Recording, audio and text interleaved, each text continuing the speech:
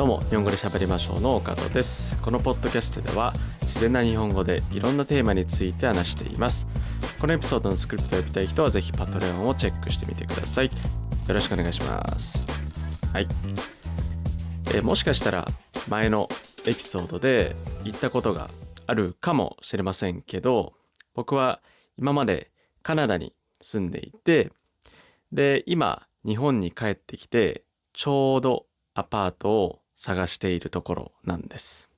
なので今日は日本の物件探しについて話したいと思います。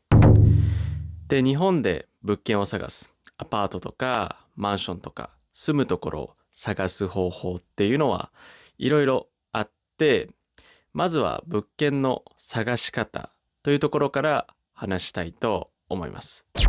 で、まず割と一般的な方法で知られているのは、不動産屋のお店に直接行く方法です。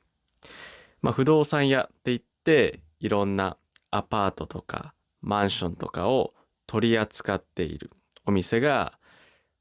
よくあるのは駅前なんですけど、駅前にあって、でそこに直接行ってアパートを探してますとかマンションを探しています、住むところを探してますって言ったら一緒に手伝ってくれるのがこの不動産屋さんです。で、不動産屋に直接行って物件を探すときに気をつけなきゃいけないところもいくつかあります。例えば不動産屋によってはおとり物件という物件があります。これはどういう物件かというと、不動産屋に行くとたくさんいろんな物件の情報が、大抵お店の前とかに貼ってあるんですよ。例えば 1LDK のアパートで10万円ですとか、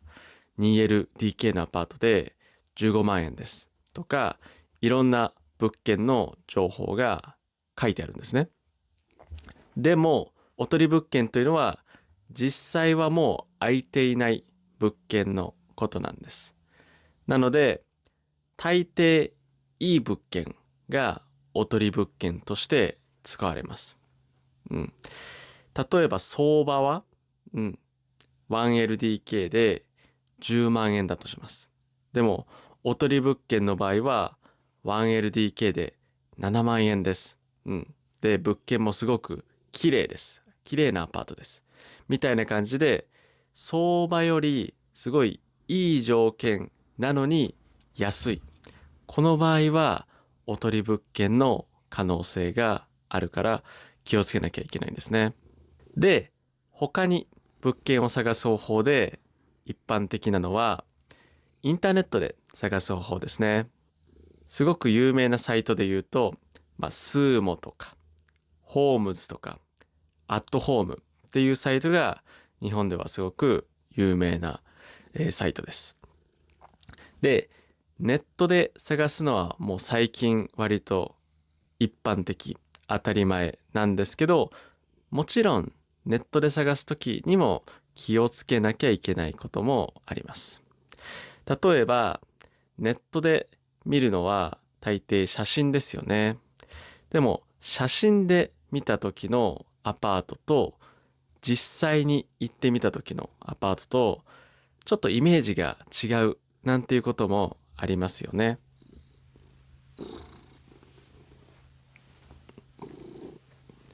なのでインターネットでたくさん物件を探すのはすごい便利なんですけど、やっぱり実際に行ってアパートを見ることが大事だと思います。で、この実際に物件を見に行くことを日本語では内見と言います。なのでインターネットの情報だけじゃ全てわからないので、もしね皆さんも日本でアパートを探すときには内見は必ずした方がいいと思います。もちろんね、いろんな国で今物件を探すときインターネットで探すのが主流だと思うんですけど、やっぱり日本でもね実際に内見するというのはすごく大事なんです。で、僕は今どうやって物件を探しているかというと、今は僕はやっぱり便利なのでネットでいろいろ調べて、で気になるところがあったら不動産屋の人に相談して物件を探しています。なのでネットで見た情報をもとに実際に不動産屋さんに聞いて、で実際にある物件を内見するというやり方をしています。でやっぱりさっきも言ったおとり物件意外とあります。なので僕が例えば今物件を探してて、インターネットで多分10個ぐらい物件をリストアップしたんですね。でもその中の半分ぐらいはおとり物件でした。実際にはね、もう人気の物件だから早く取られちゃった物件っていう可能性もありますけど、僕がリストアップした中で実際にまだ空いていた物件っていうのは本当にもう半分ぐらいしかなかったんですね。なのでやっぱり人気なアパート、人気な物件はすぐなくなっちゃうし、おとり物件もあるし、そういうところはやっぱり日本で物件を探すときに必ず気をつけなきゃいけないことだなと今実感してます。で実際僕がネットで探しているときにどこにこだわっているかというと、やっぱりね、僕は皆さんもご存知の通り、猫がいますから、ペット OK の部屋っていうのは必ず必要な条件です。やっぱりね、いろんな国で同じような感じかもしれませんけど、ペットがいると物件を探すっていうのはすごく大変です。それから駅までの距離、これも僕は近い方がいいなと思ってます。僕は今車を持ってないので、免許はあるんですけど車はないので、やっぱり電車を使うことが多いので、駅からあんまり遠くない方がいいなと思ってます。駅からまあ遠くても15分ぐらいの物件を探してて、でもう一つここで気をつけなきゃいけないポイントがあって、駅から15分ってインターネットに書いてあっても実際はね20分かかったりすることもあります。これはなぜかっていうと、インターネットに書いてる15分っていうのは距離で計算してるんですね。なので実際に歩いてみるとたくさん信号があったりとか、たくさん坂道があったりしたらもっと時間はかかりますよね。なのでここもインターネットで15分って書いてあるからといってそれを信じるんじゃなくて、もう一回他のマップ、例えば Google マップで調べたり実際に自分で歩いたりしてみるのもすごい大事だと思います。で次はね、実際に部屋を借りるとき、契約するときの注意点についても話したいと思います。で日本では部屋を借りるときに敷金と礼金というものがあります。敷金は多分いろんな国で同じようにあると思いますけど、礼金、これは日本独特の文化だと思います。敷金っていうのは簡単に言うと、部屋をきれいに使えば後で返ってくるお金ですね。なので部屋を借りるときにプラスでお金を払うんですけど、きれいに使ったら返ってきます。もし部屋を汚したり壊しちゃったりしたら、そのお金で大家さんが部屋を直すっていうお金ですね。で礼金、これはどんなお金かというと、部屋を貸してくれてありがとうございますという意味で払うお金なんですね。なのでこのお金は返ってきません。だいたい僕が見ているアパートで敷金礼金、だいたい家賃の1ヶ月分ぐらい取られます。例えばアパートが10万円だとしたら、10万円の賃料、家賃プラス敷金で10万円、礼金で10万円なので合計30万円借りるときに必要っていうパターンですね。これがよくあるパターンです。でもしペットがいる場合、もう1ヶ月分敷金ください。これもよくあるパターンです。なので10万円のアパートを借りるとしたら敷金20万円かかるんですね。結構初期費用、これはすごいお金がかかります。初期費用っていうのはアパートを借りるときに最初にかかるお金なんですけど、結構日本の引っ越しの場合、ペットがいる場合は特にこの初期費用が高くなる可能性が高いんです。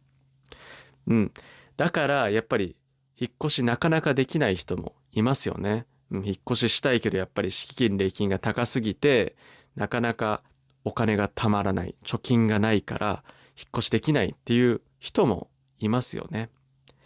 でもそういう人たちのために最近は00物件というのもあるんです。これはどういうことかというと、敷金も礼金も0円ということです。なので実際にアパートを借りるときに家賃だけ払ってその後のお礼のお金とかデポジットのお金がいらないんです。これはすごく助かりますよね。やっぱりまとまったお金が、大きいお金が、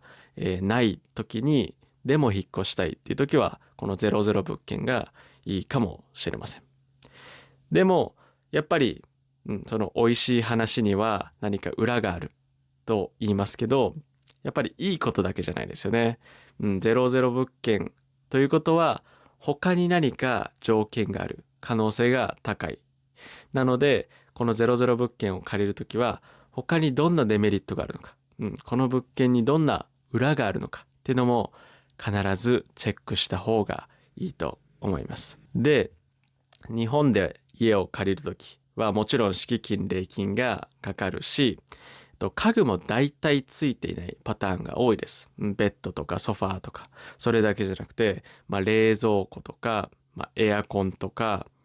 洗濯機とかがついていない場合が多いので、やっぱりこういう理由もあって初期費用が高くなりがちなんですね。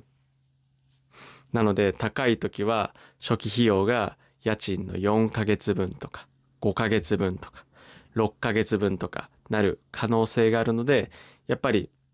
そういうところをチェックして引っ越しの準備をするのがいいと思います。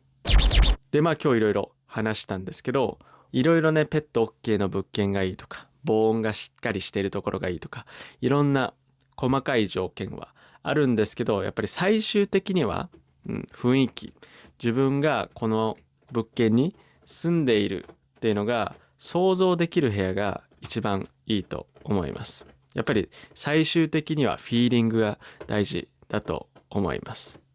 なのでね、皆さんもね、もし日本で部屋探しするってなったら、ぜひ今日のエピソードを参考にしてみてください。はい。ということで今日は物件探しについて話してみました。皆さんの国の物件探しと何か違いがありましたか？ぜひコメント欄で教えてください。それから今日の話を聞いて少しでも面白いと思ったら、ポッドキャストのフォロー、YouTube の高評価とチャンネル登録、ぜひよろしくお願いします。それじゃあ最後まで日本語で喋りましょう。聞いてくれてありがとうございます。今日話した内容の振り仮名と英語訳、重要単語リスト付きのスクリプトを読みたい人は、リンクに載っているパトレオンのサイトをぜひチェックしてみてください。そこで話してほしいテーマもリクエストできるので、どしどしメッセージを送ってください。それでは皆さん、さようなら。この番組はご覧のスポンサーの提供でお送りしました。